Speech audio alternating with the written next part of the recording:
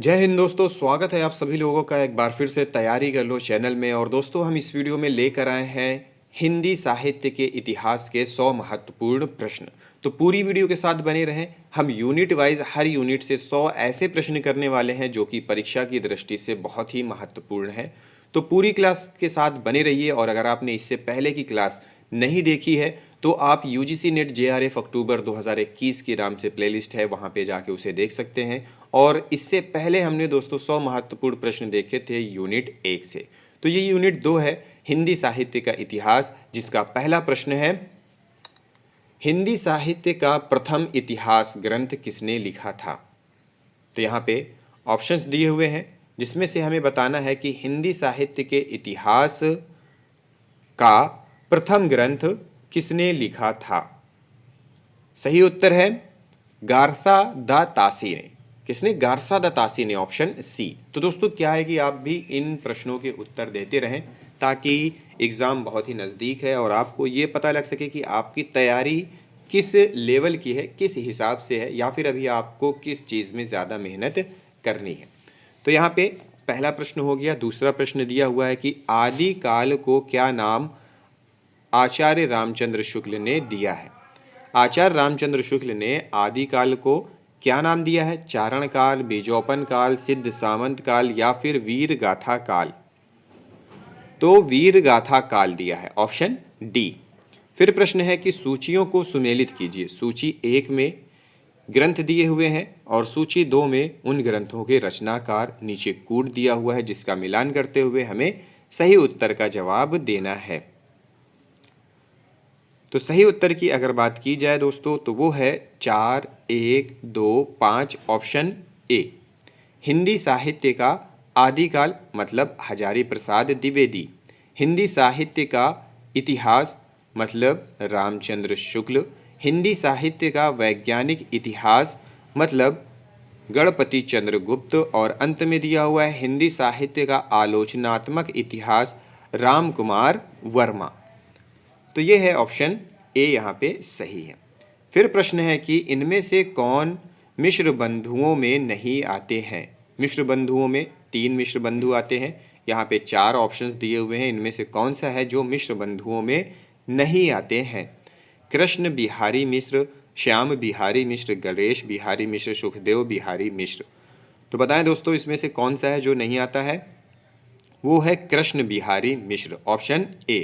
श्याम बिहारी मिश्र, गणेश बिहारी मिश्र और सुखदेव बिहारी मिश्र ये मिश्र बंधुओं में आते हैं। फिर प्रश्न है कि शुक्ल जी के द्वारा दिए गए कालों के नामकरण का मूल आधार क्या है। यहाँ पे ऑप्शंस दिया हुआ है, सही उत्तर का जवाब दीजिए। मूल आधार क्या है? प्रधान प्रवृत्ति, प्रमाणिक ग्रंथ, काल की परिस्थितियां, काल का प्रमुख कवि।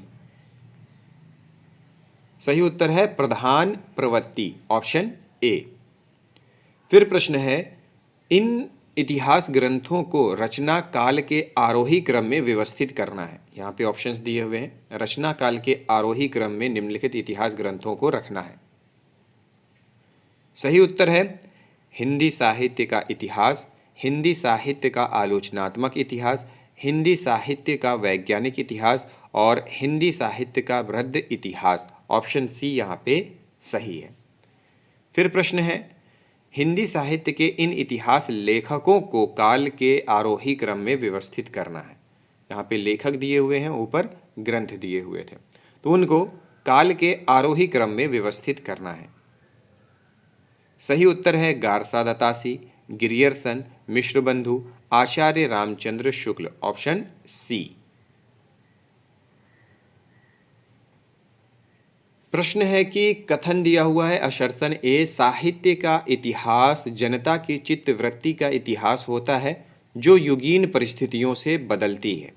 इस पर तर्क दिया हुआ है रीजन आर, इसलिए साहित्य के इतिहास का अध्ययन युगीन परिस्थितियों के परिप्रेक्ष्य में किया जाना चाहिए। यहाँ पे ऑप्शंस है, उक्त कथन और तर्क को ध्यानपूर्वक देखते हुए कौन सा उत्तर यहाँ पे हमारा सही होगा। यहाँ पे दोस्तों कथन और तर्क दोनों सही हैं, तो ऑप्शन डी ए और आर दोनों सही है। ए और आर यहाँ पे दोनों सही हैं। फिर प्रश्न है कौन सा कथन असत्य है? हिंदी साहित्य का इतिहास हिंदी शब्द सागर की भूमिका के रूप में लिखा गया था। ये तो सत्य है। गारसा दतासी ने हिंदी साहित्य के इतिहास पर अपनी पुस्तक फ्रेंच भाषा में लिखी। ये भी सही है। फिर है हिंदी साहित्य का वैज्ञानिक इतिहास डॉक्टर राम कुमार वर्मा ने लिखा। ये असत्य है। ऑप्शन सी यहाँ पे असत्य है। मिश्र बंधु विनोद के 4 भाग हैं। ये भी सत्य है। तो ऑप्शन सी यहाँ पे असत्य है। इस क्वेश्चन के अनुसार ये ऑप्शन सही है, ऑप्शन सी। फिर प्रश्न है, इन सूचियों का सुमेलन कीजिए। सूची 1 और सूची 2 को सुमेलित करना है। तो सूची 1 में ग्रंथ दिए हुए हैं, रासो ग्रंथ और उनके रचनाकार, नीचे कूट का मिलान करते हुए सही उत्तर का जवाब देना है। सही उत्तर है ऑप्शन ए 3, 1, 5, 2। पृथ्वीराज रासो ये हो जाएगा। चंदबरदाई, हुमान रासो, दलपति विजय, परमाल रासो ये हो जाएगा जगनिक, और अंत में दिया हुआ है बीसलदेव रासो नरपति नाला। फिर प्रश्न है कि इन रचनाओं को रचना काल के आरोही क्रम में व्यवस्थित कीजिए।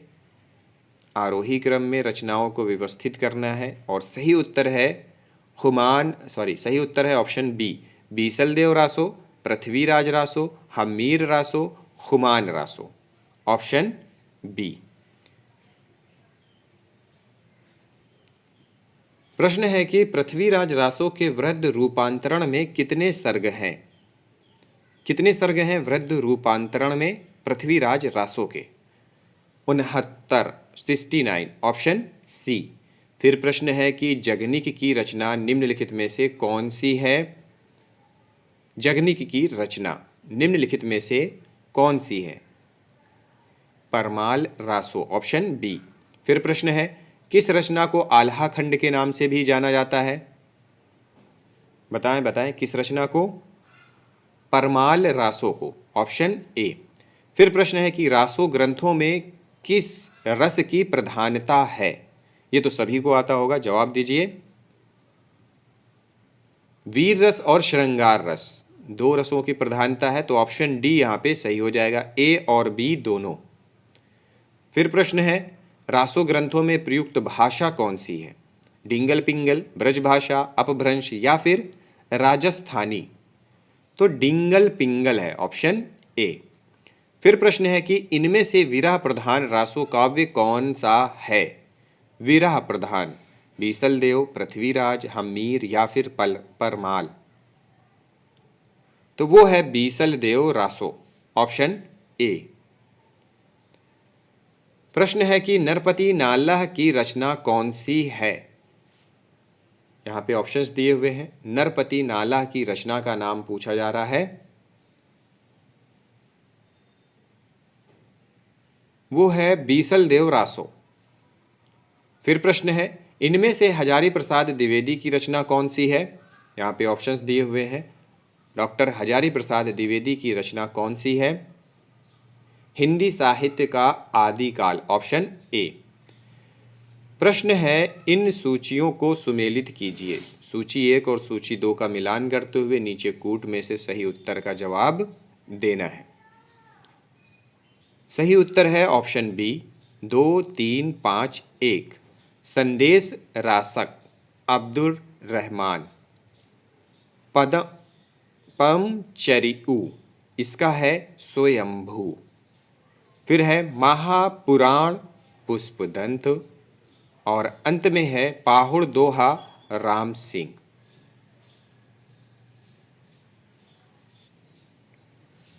प्रश्न है, इनमें से कौन सी विशेषता रासो काव्यों की नहीं है?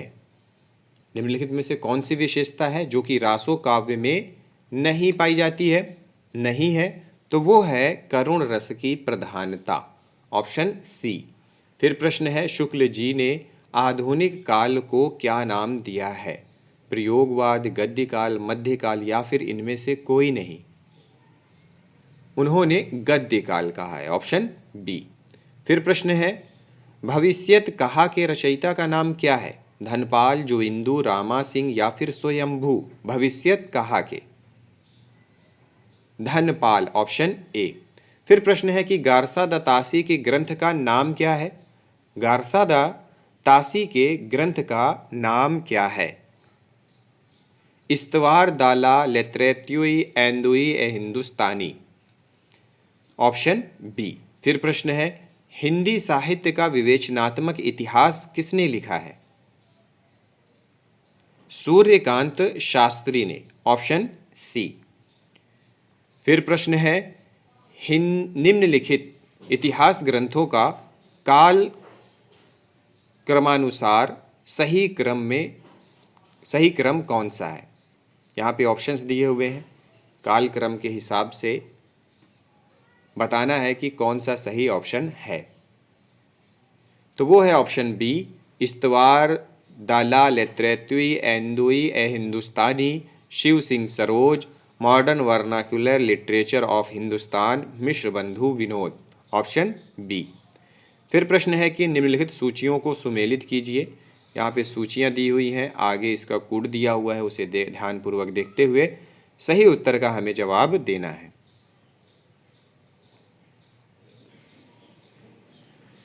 दोस्तों इस कोड को देखते हुए हमें सही उत्तर का जवाब देना है, तो सही उत्तर है ऑप्शन ए, 4 2 3 1, ये सही उत्तर है। फिर प्रश्न है कि आदिकाल की समय सीमा निम्नलिखित में से क्या है? आदिकाल की समय सीमा 1000 ईस्वी से लेकर के 1350 ईस्वी। फिर प्रश्न है आदिकाल में रचित महाकाव्य निम्नलिखित में से कौन सा है? वो है पृथ्वीराज रासो। फिर प्रश्न है पृथ्वीराज रासो का चरित नायक कौन है? चंद्रबरदाई, जयचंद, पृथ्वीराज चौहान या फिर मोहम्मद गौरी? तो वो है पृथ्वीराज चौहान। Option C. फिर प्रश्न है विद्यापति किस भाषा के कवि हैं? मैथिली, भोजपुरी, खड़ी बोली या फिर अवधी? मैथिली के, मैथिल कोकिल भी इनको कहा जाता है। फिर प्रश्न है विद्यापति पदावली में प्रधानता है, किस चीज़ की प्रधानता है? यहाँ पे रस दिए हुए हैं, किस रस की प्रधानता है? श्रृंगार रस की। Option B. फिर प्रश्न है कि इन सूचियों को सुमेलित कीजिए। सूची 1 और सूची 2 का मिलान करते हुए नीचे दिए गए कूट में से सही उत्तर का चयन करना है। कौन सा उत्तर यहाँ पे सही है? सही उत्तर है ऑप्शन ए, 2 3 4 1।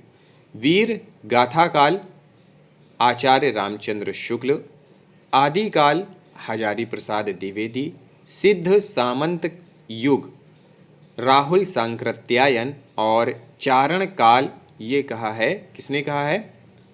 राम कुमार वर्मा जी ने। अगला प्रश्न है कि कथन आशर्षण ए दिया हुआ है। रामचंद्र शुक्ल का आलोचक रूप तटस्थ एवं उनकी विवेचन विश्लेषण क्षमता सर्वोपरि है।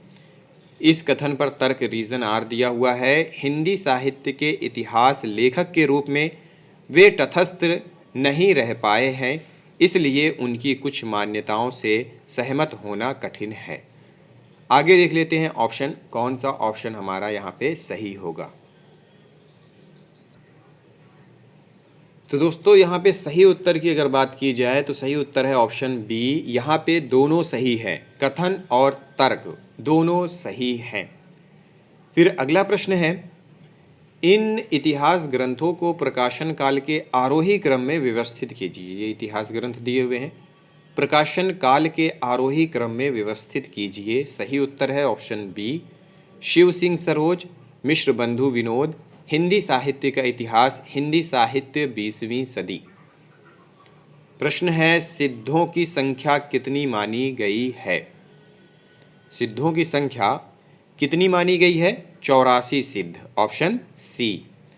नाथों की संख्या कितनी मानी गई है? 9 नाथ। Option B. फिर प्रश्न है कि उत्तर प्रदेश में वर्षा ऋतु में किस रासो काव्य का गायन गांवों में किया जाता है? किसका गायन गांवों में किया जाता है? परमाल रासों का। ऑप्शन सी, परमाल रासों का गायन वर्षा ऋतु में किया जाता है। फिर प्रश्न है कि हिंदी साहित्य का वैज्ञानिक इतिहास कब प्रकाशित हुआ? ऑप्शंस दिए हुए हैं, कब प्रकाशित हुआ था? 1965 ईस्वी में। फिर प्रश्न है हिंदी साहित्य का इतिहास दर्शन पुस्तक के लेखक कौन हैं? Nalin विलोचन Sharma, option A. प्रश्न है आचार्य रामचंद्र शुक्ल का हिंदी साहित्य का इतिहास प्रथम बार कब प्रकाशित हुआ था? 1920 ईस्वी में, 1929 ईस्वी में, 1925 या फिर 1940? 1929 ईस्वी में। प्रश्न है शिव सिंह सरोज प्रथम बार कब प्रकाशित हुआ था? 1883 ईस्वी में।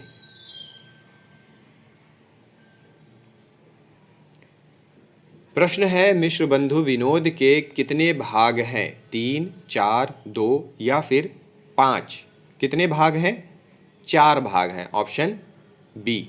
प्रश्न है कौन सी प्रवृत्ति आदिकाल के काव्य में नहीं है? कौन सी प्रवृत्ति है जो आदिकाल के काव्य में नहीं पाई जाती है? आश्रयदाताओं की प्रशंसा ये तो है, वीर रस की प्रधानता ये भी है, राष्ट्रीयता की भावना ये नहीं है, ऑप्शन डी सौंदर्य चित्रण ये भी है। तो यहाँ पे ऑप्शन सी है जो कि नहीं पाई जाती है।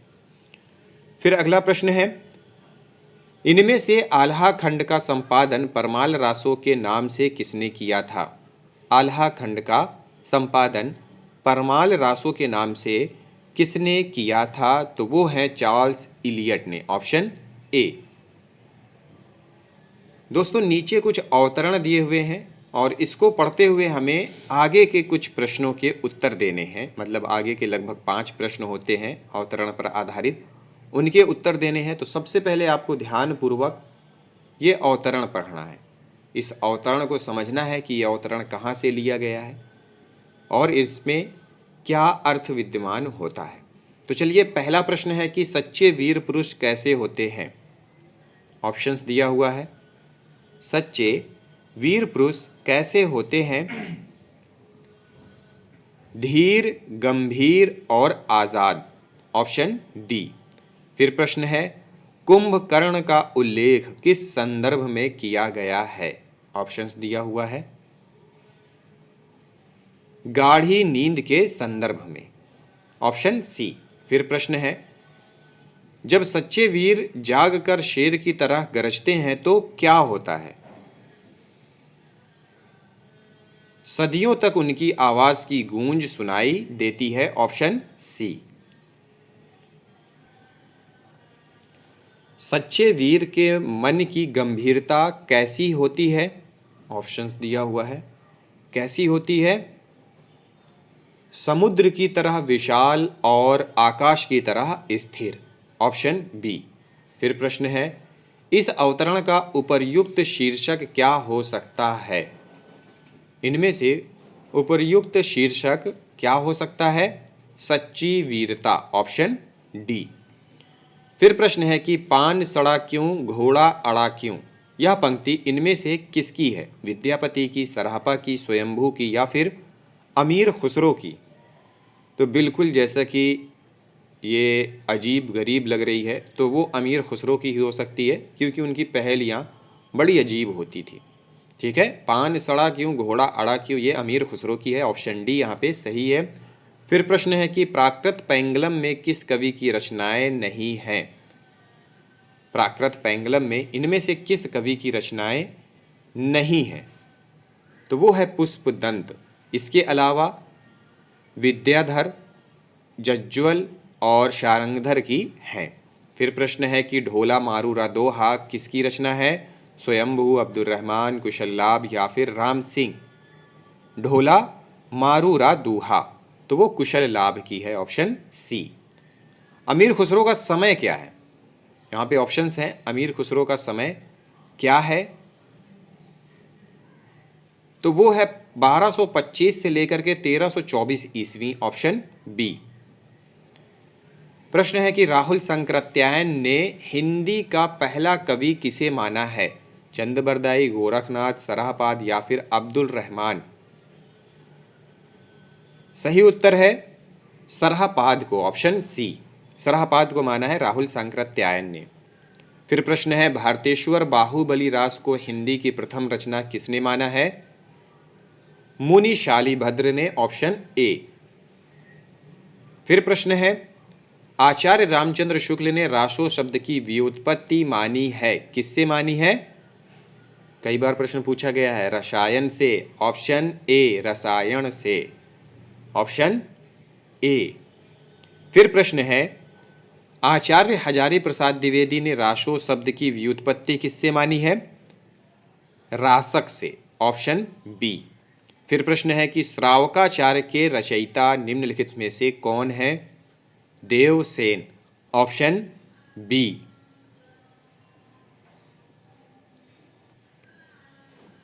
श्रावकाचार्य में दोहों की संख्या कितनी है? श्रावकाचार्य में दोहों की संख्या कितनी है? 250 दोहे। फिर प्रश्न है, इनमें से बीसल देव रासों के रचयिता कौन है? नरपति नाल्लाह। प्रश्न है, प्राकृत पैंगलम की कथा वस्तु संबंधित है, किससे संबंधित है? ऑप्शंस दिया हुआ है, न्याय शास्त्र, काव्य शास्त्र, छंद शास्त्र, दर्शन शास्त्र। प्राकृत पैंगलम की विषय वस्तु संबंधित है किससे? काव्य शास्त्र से, ऑप्शन बी। फिर प्रश्न है कि पाहुड़ दोहा किसकी रचना है? राम सिंह की, ऑप्शन सी। फिर प्रश्न है, इनमें से कौन आदिकाल की रचना नहीं है? इनमें से कौन है जो रचना आदिकाल की नहीं है? तो वो है अखरावट। फिर प्रश्न है, इन सूचियों को सुमेलित कीजिए। सूची 1 और सूची 2 का मिलान करते हुए नीचे दिए गए प्रश्नों के उत्तर देना है। सूची 1 और सूची 2 यहाँ पे कुड़ दिया हुआ है, सही उत्तर बताना है। कौन सा उत्तर हमारा यहाँ पे सही होगा? तो वो उत्तर है ऑप्शन ए 4, 3, 5, 1 श्रावकाचार्य मतलब देवसेन। फिर है महापुराण पुष्पदंत, हुमान रासो, दलपति विजय और अंत में है ढोला मारूरा दूहा, कुशल लाभ। ऑप्शन ए यहाँ पे सही है। फिर प्रश्न है कि इन ग्रंथों को रचना काल के आरोही क्रम में व्यवस्थित कीजिए। ये हैं ऑप्शंस, इनमें से रचना काल के आरोही क्रम में व्यवस्थित करने का बोला जा रहा है। सही उत्तर है पौमचर्यु, भविष्यत कहा, ढोला मारूरा दूहा, पृथ्वीराज रासो। ऑप्शन ए यहां पे हमारा सही है। अगला प्रश्न है कि कथन अशर्षण ए दिया हुआ है, विद्यापति मूलतः श्रृंगारी कवि हैं, वे भक्त कवि नहीं हैं। इसके लिए तर्क रीजन आर दिया हुआ है। विद्यापति ने वै संधि, नखशिख, वर्णन, अभिसार, वसंत के मादक चित्र अपनी पदावली में अंकित किए हैं। तो यहाँ पे दोस्तों कौन सा ऑप्शन इस हिसाब से कथन और तर्क के लिए सही होगा? तो दोनों सही है, कथन भी सही है और तर्क भी। तो ऑप्शन ए यहाँ पे सही है, ए और आर दोनों सही हैं। फिर प्रश्न है सूचियों को सुमेलित कीजिए। सूची 1 और सूची 2 का मिलान करते हुए सही उत्तर का जवाब देना है दोस्तों। तो सही उत्तर है ऑप्शन बी 4, 5, 3, 1 पृथ्वीराज रासो आदिकाल, पद्मावत भक्तिकाल, साकेत द्विवेदी युग और अंत में दिया हुआ है कामायनी छायावाद। अगला प्रश्न है आचार्य रामचंद्र शुक्ल की कालों के नामकरण की पद्धति निर्भर है, किस पर निर्भर है? यहाँ पे कुछ ऑप्शंस दिए हुए हैं, इनमें से किस पर निर्भर है? सही उत्तर है काल की प्रधान प्रवृत्ति पर, ऑप्शन ए। फिर प्रश्न है परमाल रासों का लोकप्रिय नाम क्या है? आल्हा खंड, आल्हा, ऑप्शन बी। प्रश्न है राहुल सांकृत्यायन द्वारा संपादित दोहा कोश में किस कवि की रचनाएं संकलित हैं? दोहा कोश में किस कवि की रचनाएं संकलित हैं? सराहपाद की, ऑप्शन ए। फिर प्रश्न है कथन असर्षण ए दिया हुआ है, आचार्य रामचंद्र शुक्ल का हिंदी साहित्य का इतिहास 1929 ईस्वी में प्रकाशित हुआ था। इस पर तर्क है अब यह पूरी तरह अप्रासंगिक हो गया है। तो कौन सा ऑप्शन यहाँ पे हमारा सही है? तो वो ये है कि ए तो सही है कथन, लेकिन आर गलत है। तो यहाँ पे यही ऑप्शन ए ही है ए सही है पर आर गलत है, मतलब कथन तो सत्य है पर उसका तर्क जो है वो गलत है। ऑप्शन ए यहाँ पे सही हो जाएगा। प्रश्न है कि कौन सा विद्वान पृथ्वीराज रासो को अर्ध प्रमाणिक रचना मानता है। कौन सा विद्वान है, तो वो है हजारी प्रसाद द्विवेदी। विद्वान कौन से हैं, हजारी प्रसाद द्विवेदी जी, इसको अर्ध प्रमाणिक रचना मानते हैं। फिर प्रश्न है कि जलहण ने किस पुस्तक को पूरा किया था, पृथ्वीराज रासो को। ऑप्शन ए, किसको पूरा किया था, पृथ्वीराज रासो। फिर प्रश्न है कथन असर्शन ए दिया हुआ है, इतिहास अतीत की घटनाओं का संकलन मात्र नहीं है, उसमें कार्य कारण श्रृंखला भी होती है। इस पर तर्क रीजन आर दिया हुआ है, यही कारण है कि रीतिकाल काव्य की विषय वस्तु तत्कालीन परिस्थितियों की देन है। तो यहाँ पे दोस्तों उस हिसाब से कौन सा उत्तर हमारा सही होगा, सही उत्तर है यहाँ पे दोनों सही हैं, तर्क और कथन दोनों सही हैं। ऑप्शन सी हमारा यहाँ पे सही हो जाएगा, ए और आर दोनों सही हैं। फिर प्रश्न है कि इन सूचियों को सुमेलित कीजिए, सूची 1 और सूची 2 का मिलान करते हुए नीचे दिए गए कूट में से सही उत्तर का चयन करना है। तो सही उत्तर है ऑप्शन सी 2, 5, 1, 3। चंदबरदाई, पृथ्वीराज रासो, नरपति नाला, बीसल देव रासो, देवसेन, श्रावकाचार और महापुराण, ये हो जाएगा अपना पुष्पदंत। फिर अगला प्रश्न है बीसल देव रासों में कुल कितने छंद हैं। बीसल देव रासों में छंदों की संख्या कितनी है, 125 छंद हैं। कितने हैं, 125 छंद। ऑप्शन सी सही है। फिर प्रश्न है कि विद्यापति किस देवी देवता के परम भक्त थे, शिव के। Option C. प्रश्न है कि कामिनी करय सनाने हृतहिम हृदय बनाए पंचबाने, किसकी पंक्ति है। ऑप्शंस दिया हुआ है जिसमें सही उत्तर है विद्यापति की, ऑप्शन बी। फिर प्रश्न है कि आचार्य रामचंद्र शुक्ल ने हिंदी साहित्य का इतिहास में किस पद्धति का अनुसरण किया है। जो उनका ग्रंथ है हिंदी साहित्य का इतिहास, उसमें उन्होंने किस पद्धति का अनुसरण किया है, तो वो है विधेयवादी पद्धति, ऑप्शन डी। फिर प्रश्न है कथन असर्शन ए दिया हुआ है कि पृथ्वीराज रासो एक विकासनशील महाकाव्य है। फिर उसके लिए तर्क दिया हुआ है आर, पृथ्वीराज रासो में दी गई पृथ्वीराज से संबंधित अनेक घटनाएं इतिहास सम्मत नहीं है, जबकि पृथ्वीराज चौहान ऐतिहासिक व्यक्ति हैं। तो यहाँ पे दोस्तों कथन और तर्क के हिसाब से कौन सा उत्तर हमारा सही होगा, तो यहाँ पे दोनों के दोनों गलत हैं। तो दोनों किस में गलत हैं, ऑप्शन डी में, ए और आर दोनों गलत हैं। फिर प्रश्न है कि इन काव्य ग्रंथों को रचना के आरोही क्रम में व्यवस्थित कीजिए। यहाँ पे दिया हुआ है ऑप्शन, जिसमें सही उत्तर की अगर बात की जाए तो वो है परमात्म प्रकाश, रिठणे मिचरियु, भविष्यत कहा, पाहुड़ दोहा। ऑप्शन डी यहाँ पे सही है। फिर प्रश्न है कि डिंगल भाषा किन दो भाषाओं के योग से बनी है, पंजाबी राजस्थानी, राजस्थानी अपभ्रंश, ब्रज अपभ्रंश या फिर राजस्थानी ब्रज। सही उत्तर है राजस्थानी अपभ्रंश का मिश्रण है क्या, डिंगल भाषा। ऑप्शन बी सही है। फिर प्रश्न है कि पिंगल भाषा का तात्पर्य क्या है, ब्रज प्रश प्लस अपभ्रंश, ब्रज और अपभ्रंश का मिश्रण है पिंगल भाषा। डिंगल राजस्थानी और अपभ्रंश का। फिर प्रश्न है पृथ्वीराज रासो में सर्वाधिक विवादित है, कौन सा पक्ष है विवादित, ऐतिहासिक, भाषा, चरित्र या फिर प्रबंधात्मकता। तो वो है ऐतिहासिक, ऑप्शन ए।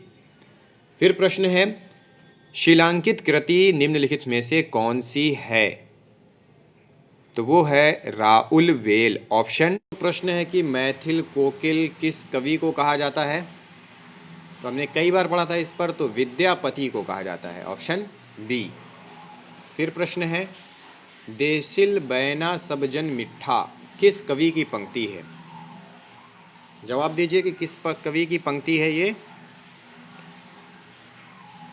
तो वो है विद्यापति की। प्रश्न है अवधूत मत इनमें से कौन सा है? अवधूत मत निम्नलिखित में से कौन सा है? नाथ संप्रदाय, ऑप्शन सी। तो दोस्तों यहाँ पे सूची 1 और सूची 2 दी हुई है, जिसका मिलान करते हुए हमें सही उत्तर का जवाब देना है। और इसमें से जो सही उत्तर है वो है ऑप्शन ए, 3, 4, 2 और 1। अब यहाँ पे है माधुरी, इसका हो जाएगा दुलारे लाल भार्गव। फिर है हंस, इसका हो जाएगा प्रेमचंद। विशाल भारत बनारसी दास चतुर्वेदी। और अंत में दिया हुआ है कर्मवीर माखनलाल चतुर्वेदी। फिर प्रश्न है कि इनमें से किस ग्रंथ को हिंदी का अजायब घर कहा जाता है? कौन सा ग्रंथ है? वो है पृथ्वीराज रासो को। फिर प्रश्न है कौन सा ग्रंथ है जिसको छंदों का अजायब घर कहा जाता है? तो वो है पृथ्वीराज रासो। फिर है आनंद कादम्बिनी पत्रिका के संपादक निम्नलिखित में से कौन है? बद्री नारायण चौधरी प्रेमघन। प्रश्न है निम्नलिखित समाचार पत्रों को काल क्रमानुसार व्यवस्थित कीजिए। सही उत्तर है ऑप्शन बी, आज, कर्मवीर, विशाल भारत और जनसत्ता।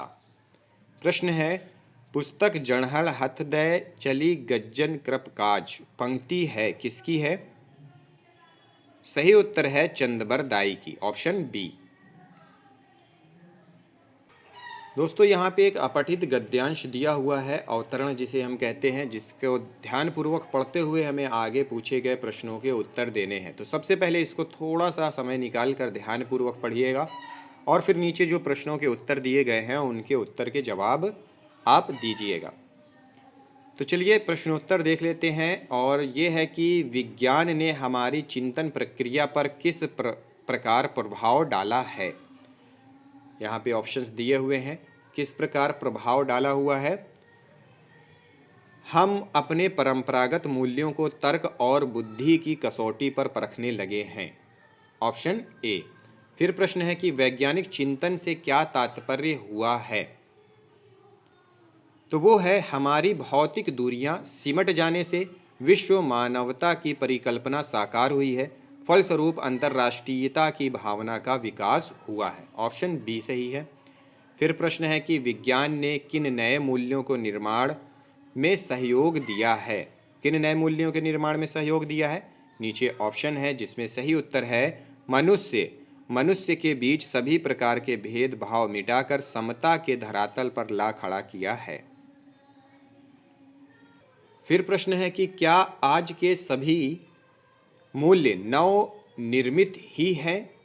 क्या ये सही है? नवनिर्मित ही है। क्या आज के सभी मूल्य नवनिर्मित ही हैं? नीचे ऑप्शंस दिया हुआ है जिसमें सही उत्तर है नहीं, अधिकांश पुरातन ही संशोधन रूप में आ रहे हैं, ऑप्शन सी। प्रश्न है कि उपर्युक्त गद्य अवतरण का उपर्युक्त शीर्षक दें। उपर्युक्त गद्य अवतरण का उपर्युक्त शीर्षक क्या हो सकता है? विज्ञान का महत्व, ऑप्शन ए। फिर प्रश्न है कि परंपरागत मूल्यों पर प्रश्न चिन्ह क्यों लग गया है? सही उत्तर है तर्क और बुद्धि की प्रधानता के कारण, ऑप्शन बी यहाँ पे सही है। तो दोस्तों यहाँ पे हमारा समाप्त होता है आज की प्रश्नोत्तरी। 100 महत्वपूर्ण प्रश्न जो कि हमने हिंदी साहित्य के इतिहास के यूनिट 2 से देखे थे। अब दोस्तों यूनिट 3 के प्रश्न देखेंगे। और अगर आपको किसी टॉपिक में प्रॉब्लम हो रही हो तो कमेंट बॉक्स में कमेंट करके हमें बता सकते हैं, हम उस टॉपिक पर एग्जाम के पहले वीडियो बनाने की कोशिश करेंगे। तो मिलते हैं अगली वीडियो में अगले टॉपिक के साथ। इस वीडियो को देखने के लिए सभी लोगों का बहुत बहुत धन्यवाद।